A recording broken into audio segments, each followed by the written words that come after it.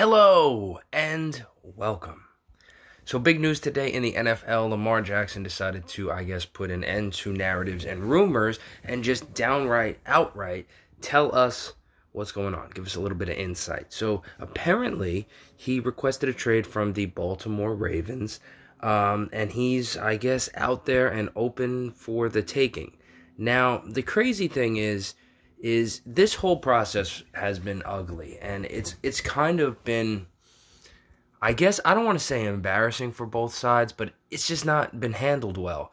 And I do think I kind of empathize with the Ravens a little bit here, because Lamar Jackson this is not a professional way to handle your business, right? Tweets and trying to take matters into your own hands in this fashion, it's just not the way it needs to be done. There's a better way to do it. I guess that's what I'm trying to say.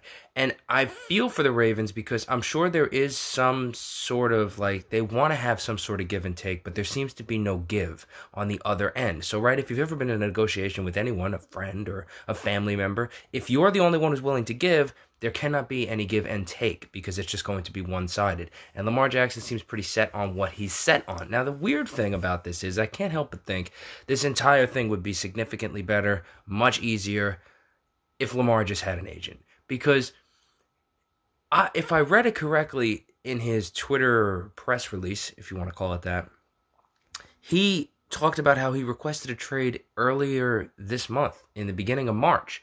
So if that's the case, and you requested a trade that long ago, the fact that the media and the national perspective of football fans everywhere and everything like that is just finding out about it now is a terrible mismanagement of the narrative, because you've let yourself sit there and collect dust and just get accrued a bad narrative for no reason other than what?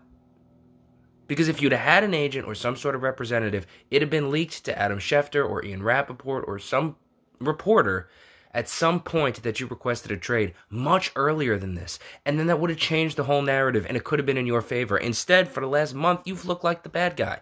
You've looked like the selfish athlete. That's a bad look. Understand narrative, and understand it is important, okay? The narrative's been super ugly for you, and the Ravens have been winning the negotiation from public perception standpoint because nobody knew anything. And to wait this long to say, yeah, back a month ago, I've been had requested a trade. Y'all just didn't know. That's not professional. So for me, I've kind of been anti the way Lamar has handled this the whole way through. I'm not saying you need an agent. I'm just saying in this particular instance, if Lamar had an agent, I guarantee you that man or woman would have given Lamar Jackson very, very different advice than the advice of whoever he is listening to, and this whole thing would have gone a lot different. I'm not saying he'd have been back in Baltimore. It just would have come out differently. The whole situation, the narrative would have felt different. The whole entire perspective that everybody has towards it could be different, because you can skew, and it's easy to skew a narrative. It's easy to control public perception, and Lamar Jackson has just failed at that over and over again.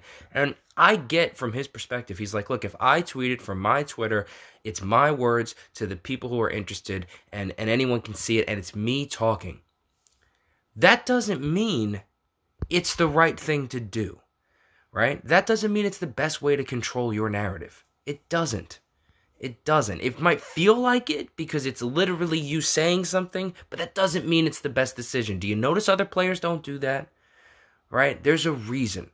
Okay? And for the Ravens, especially, for Ravens fans, I'm sure this is devastating, because you're like, oh, maybe you didn't even really believe that he was going to leave, and he's probably the best offensive player in franchise history, right? Best quarterback probably in franchise history, although, hey, Joe Flacco's got a Super Bowl, but it probably stings. But if this is indicative of what Lamar Jackson is and what he's going to continue to be, then for Ravens fans, I think long-term, this might be best. And for the team, I think, hey, you got, return on your investment for Lamar Jackson. You drafted him when no one believed in him. You traded up to get him in the first round. You got multiple good years of good production. You got an MVP season out of him. You got yourself you got yourself to the playoffs and playoff runs and opportunities to get a championship. Now, you didn't get one, but that doesn't mean that the opportunity wasn't, or that the investment wasn't a success. I think it was, and for the Ravens, they should wash their hands of this and move on. Who wants this headache? Like, this is not worth it.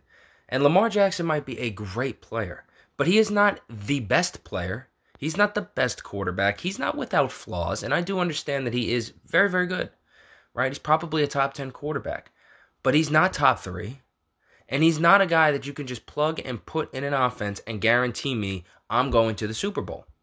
That's not the case. So to me, if I were the Ravens, I'm washing my hands of this. Let me move on. The Ravens have always had a good organization the entire time, at least that I have been a football fan.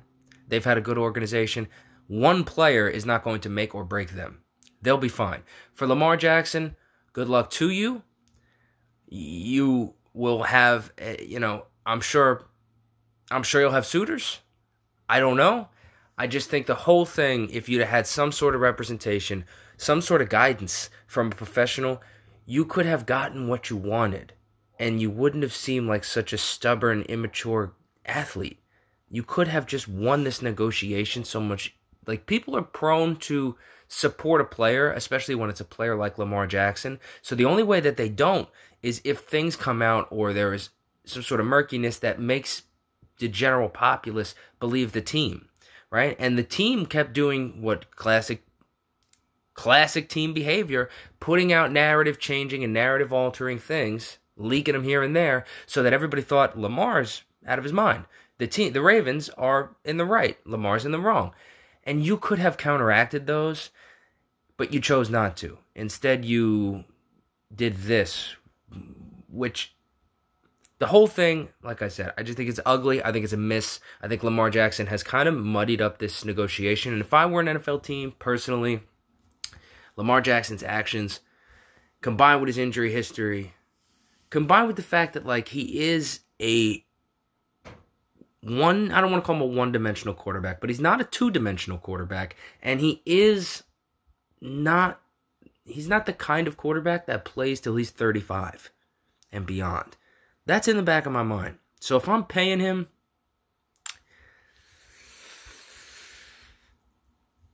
it's hard. That's a hard decision for a team to make. Not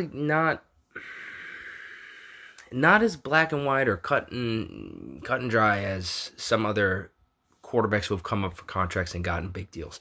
We'll see how it pans out. This is some high-level NFL drama, right? So it gets everybody stirred up. It's very exciting. But I just feel like the Ravens, even though they'll lose the player here, in all likelihood, it seems like at least they'll lose the player, they won this negotiation because they're not going to have to pay him. And obviously, there's a reason. Who knows him better than the Ravens? Nobody. And there's a reason they don't want to pay him. Have a good one.